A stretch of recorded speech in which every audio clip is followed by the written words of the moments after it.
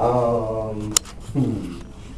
Oh, the story is true about Christmas. We do make people come and sing. New York is a one that's picked a lot. Some people just go with the Star Spangled Banner, something like that. Something easy that everybody knows the words to.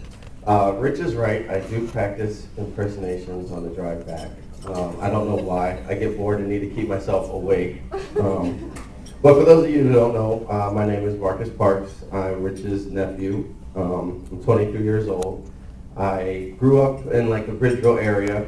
Went to South Bend High School and went to Bowling Green State University in Ohio for college. Another thing that I feel is important to mention to you guys is that I'm half black. Okay. Now, before you start laughing, the reason that I'm mentioning that is because, in all seriousness, I just thank you. Yeah, the reason I mention that is because I just found out that I was black probably like 10 years ago. I grew up not even knowing, I just thought everybody was the same and people were all just different colors, and I just thought I so happened to be brown, The time that I found out that I was black was, I was taking the PSSAs, if you grew up in Pennsylvania, you remember taking those writing tests, and they have those race check boxes, and there's like white, black, Hispanic, and I'm like, I go up to my teacher and I point to the sheet and I'm like, where's brown? And she's like, honey, I think you need to check like your minority, like you're black. And I'm like, what? I go home and I ask my mom, like, Mom, am I black? And she's like, yeah, like how did you not know that? Like, look at your dad. Anyway, so I had a good time. I love being biracial. Have a good time with that. You go through some good experiences, some bad experiences. Most of them are all funny though. We were at Denny's one time, me and my mother, and we were eating. And again, I'm like 12 or 13 at this point. And the waitress comes over and she asks, if we're ready for the bill. And my mother says yes. And she proceeds to say, well, do you want this on one check or separate checks? Like, what, do you think the 13-year-old brown kid's going to take her on the company credit card? You know what I mean? Like, obviously that's my mother, So, another funny story was we were walking to church. We were going to church, and they have those people that greet you at the door and open the door for you. It's all very nice. Well, this guy, we're walking in, and he opens the door for us, which was very nice. After that, it was just all downhill. He tells my mother that she thinks it's great what she's doing. I'm thinking, my mom's like, oh, it's good. Yeah, I'm taking my son to church. And he proceeds to say that more people should adopt. And I look at my mom with the scaredest look on my face. I just found out I'm black. I can't take it on my black. So, but it's all in good fun. Like I said, I enjoy everything that I've experienced. I actually have a daughter of my own now.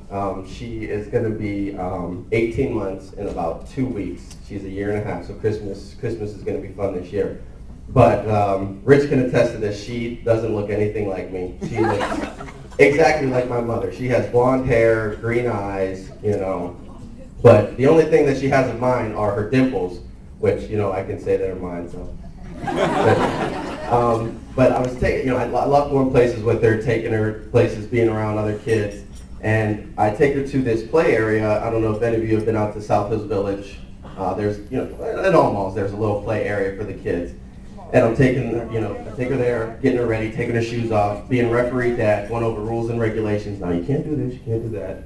And there was this other little girl and her mom, and they were, doing kind of getting the same thing, kind of getting ready to play. And the girl looked at me and smiled. I smiled back. I love little kids.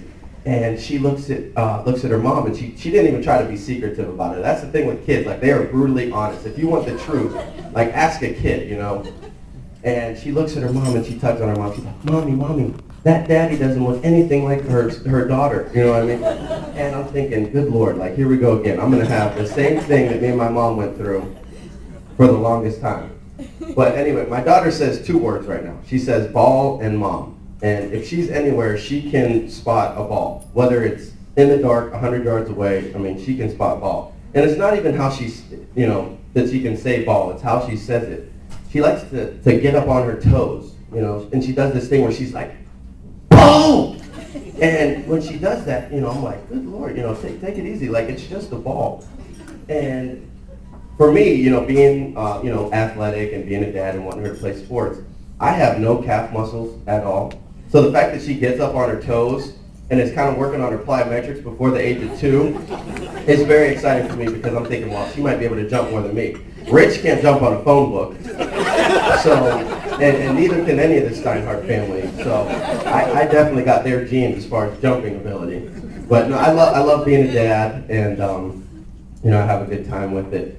One of the things, and I know Pete has been dying for me to do this because Rich heard about the impersonations that I do and was just joking around, but I do this Steve Irwin impersonation. And I don't know, sometimes I wake up in the morning and I'm just like, you know, I don't feel like being myself today.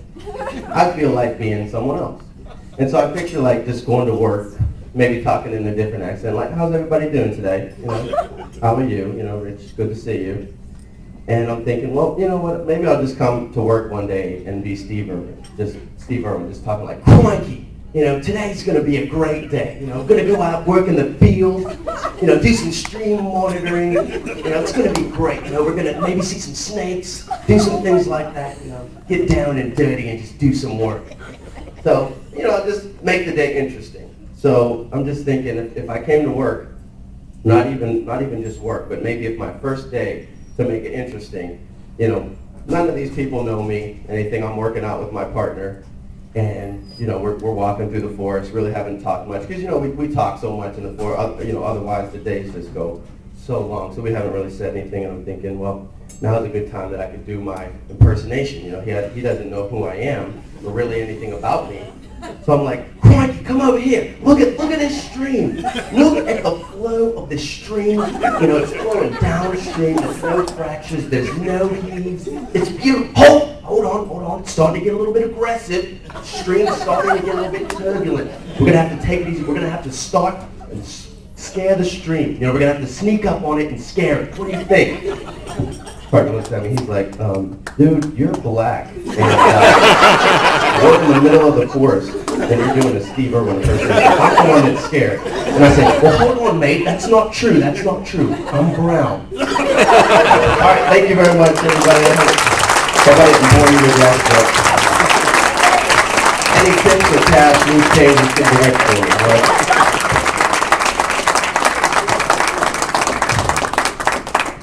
All right, everybody. Bars open again.